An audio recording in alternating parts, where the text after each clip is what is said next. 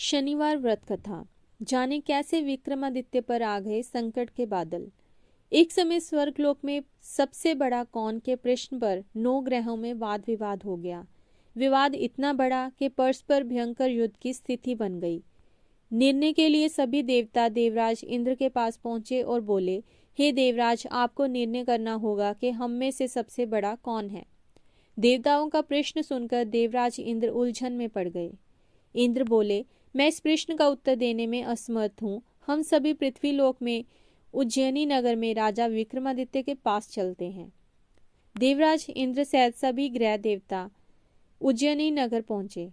महल में पहुंचकर जब देवताओं ने उनसे अपना प्रश्न पूछा तो राजा विक्रमादित्य भी कुछ देर के लिए परेशान हो उठे, क्योंकि सभी देवता अपनी अपनी शक्तियों के कारण महान थे। किसी को भी छोटा या बड़ा कह देने से उनके क्रोध के प्रकोप से भयंकर हानि पहुंच सकती थी। अचानक राजा विक्रमादित्य को एक उपाय सूझा और उन्होंने विभिन्न धातुओं स्वर्ण, चांदी, कांसा, तांबा, सीसा, रांगा, जस्ता, अभर्क व लोहे के 9 आसन बनवाए। धातुओं के गुणों के अनुसार सभी आसनों को एक दूसरे के पीछे रखवाकर उन्होंने देवताओं को अपने अपने सिंहासन पर बैठने को कहा। देवताओं के बैठने के बाद राजा विक्रमादित्य ने कहा, आपका निर्णय तो सव्य हो गया। जो सबसे पहले सिंहासन पर विराजमान है वही सबसे बड़ा है। राजा विक्रमादित्य के निर्णय को सुनकर शनि देवता ने सबसे पीछे आसन पर बैठने के कारण अपने को छोटा जानकर क्रोधित होकर कहा, राजा विक्रमादित्य, तुमने मुझे सबसे पीछे बैठाकर मेरा अपमान किया है। तुम मेरी शक्तियों से परिचित नहीं हो। मैं तुम्हारा सर्वनाश कर दूंगा। शनि ने कहा, सूर्य एक राशि पर 1 महीने, चंद्रमा 2.25 दिन, मंगल 1.5 महीने, बुध और शुक्र 1 महीने, बृहस्पति 13 महीने रहते हैं, लेकिन मैं किसी राशि पर 7.5 वर्ष तक रहता हूँ। बड़े बड़े देवताओं को मैंने अपने प्रकोप से पीड़ित किया है। राम को 7.5 के कारण ही वन में जाकर रहना पड़ा और रावण की 7.5 के कारण ही युद्ध में मृत्यु का शिकार बनना पड़ा। राजा, अब तू भी मेरे प्रकोप से नहीं बच सकेगा। इसके बाद अन्य ग्रहों के देवता को प्रसन्नता के साथ चले गए, परंतु शनिदेव बड़े क्रोध के साथ वहां से विदा हुए। राजा विक्रमादित्य पहले की तरह ही न्याय करते रहे। उनके राज्य में सभी स्त्री पुरुष बहुत आनंद से जीवन यापन कर रहे थे। कुछ दिन ऐसे ही बीत गए। उधर शनि देवता अपने अपमान को भूले नहीं थे।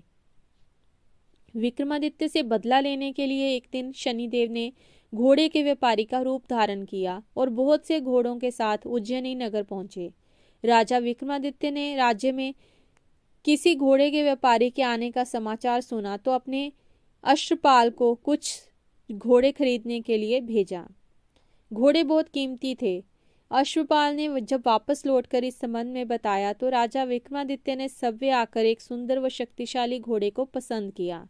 घोड़े की चाल देखने के लिए राजा उस घोड़े पर सवार हुए तो वह घोड़ा बिजली की गति से दौड़ पड़ा। तेजी से दौड़ता घोड़ा राजा को दूर एक जंगल में ले गया और फिर राजा को वहां गिराकर जंगल में ही कहीं गायब हो गया। राजा अपने नगर को लौटने के लिए जंगल में भटकने लगा, लेकिन उन्हें लौटने का कोई रास्ता नहीं मिला। राजा को भूख प्यास लग गई। बहुत घूमने पर उसे एक चरवाहा मिला। राजा ने उससे पानी मांगा। पानी पीकर राजा ने उस चरवाहे को अपनी अंगूठी दे दी। फिर उससे रास्ता पूछकर वह जंगल से निकलकर पास के नगर में पहुंचा। राजा ने एक सेठ की दुकान पर बैठकर कुछ देर आराम किया। उस सेठ ने राजा से बातचीत की तो राजा ने उसे बताया कि मैं उज्जैनी नगर से आया हूँ। राजा के कुछ देर दुकान पर बैठने से सेठ जी की बहुत बिक्री हुई। सेठ ने राजा को बहुत भाग्यवान समझा और खुश होकर उसे अपने घर भोजन के लिए ले गया। सेठ के घर में सोने का एक हार खूंटी पर लटका हुआ मिला था।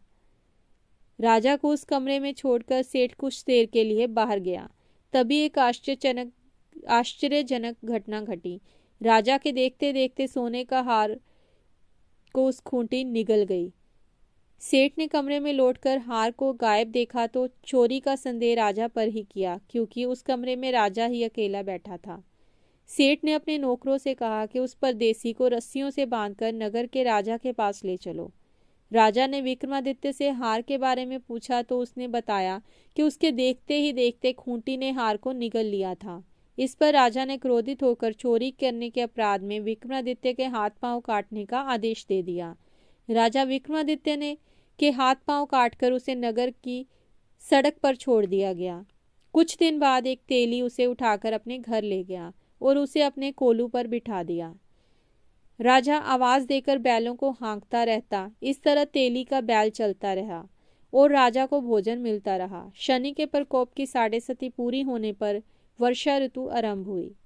राजा विक्रमादित्य एक रात मेघ मल्हार गा रहा था कि तभी नगर के राजा की लड़की राजकुमारी मोहिनी रथ पर सवार उस तेली के घर के पास से गुजरी। उसने मेघ मल्हार सुना तो उसे बहुत अच्छा लगा और दासी को भेजकर गाने वाले को बुला लाने को कहा। दासी ने लौटकर राजकुमारी को अपंग राजा के बारे में बता दिया। राजकुमारी उसके मेघ मल्हार से बहुत मोहित हुई, अतः उसने सब कुछ जानकर भी अपंग राजा से विवाह करने का निश्चय कर लिया। राजकुमारी ने अपने माता पिता से जब ये बात कही तो वे हैरान रह गए। रानी ने मोहिनी को समझाया, बेटी, तेरे भाग्य में तो किसी राजा की रानी होना लिखा है, फिर तू उस अपंग से विवाह करने अपने पांव पर कुल्हाड़ी क्यों मार रही है। राजकुमारी ने अपनी जिद नहीं छोड़ी। अपनी जिद पूरी कराने के लिए उसने भोजन करना छोड़ दिया और प्राण त्याग देने का निश्चय कर लिया। आखिर राजा रानी को विवश होकर अपंग विक्रमादित्य से राजकुमारी का विवाह करना पड़ा। विवाह के बाद राजा विक्रमादित्य और राजकुमारी तेली के घर में रहने लगे। उसी रात स्वप्न में शनिदेव ने राजा से कहा, राजा, तुमने मेरा प्रकोप देख लिया, मैंने तुम्हें अपने अपमान का दंड दिया है। राजा ने शनिदेव से क्षमा करने को कहा और प्रार्थना की कि हे शनिदेव, आपने जितना दुख मुझे दिया है अन्य किसी को न देना। शनिदेव ने कुछ सोचकर कहा, राजा, मैं तुम्हारी प्रार्थना स्वीकार करता हूँ। जो कोई स्त्री पुरुष मेरी पूजा करेगा, शनिवार को व्रत करके मेरी व्रत कथा सुनेगा, उस पर मेरी अनुकंपा बनी रहेगी। प्रातःकाल राजा विक्रमादित्य की नींद खुली तो अपने हाथ पांव देखकर राजा को बहुत खुशी हुई। उसने मन ही मन शनिदेव को प्रणाम किया।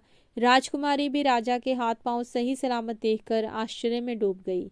तब राजा विक्रमादित्य ने अपना परिचय देते हुए शनिदेव के प्रकोप की सारी कहानी सुनाई। सेठ को जब इस बात का पता चला तो दौड़ता हुआ तेली के घर पहुंचा और राजा के चरणों में गिरकर क्षमा मांगने लगा। राजा ने उसे क्षमा कर दिया क्योंकि वह सब तो शनिदेव के प्रकोप के कारण हुआ था। सेठ राजा को अपने घर ले गया, उसे भोजन कराया। भोजन करते करते वहां एक आश्चर्यजनक घटना घटी। सबके देखते देखते उस खूंटी ने हार उगल दिया। सेठ जी ने अपनी बेटी का विवाह भी राजा के साथ कर दिया और बहुत से स्वर्ण आभूषण धन आदि देकर राजा को विदा किया। राजा विक्रमादित्य राजकुमारी मोहिनी और सेठ की बेटी के साथ उज्जैनी पहुंचे तो नगरवासियों ने हर्ष से उनका स्वागत किया। अगले दिन राजा विक्रमादित्य ने पूरे राज्य में घोषणा कराई कि शनिदेव सब देवों के सब सर्वश्रेष्ठ हैं। प्रत्येक स्त्री पुरुष शनिवार को उनका व्रत करे और व्रत कथा अवश्य सुने।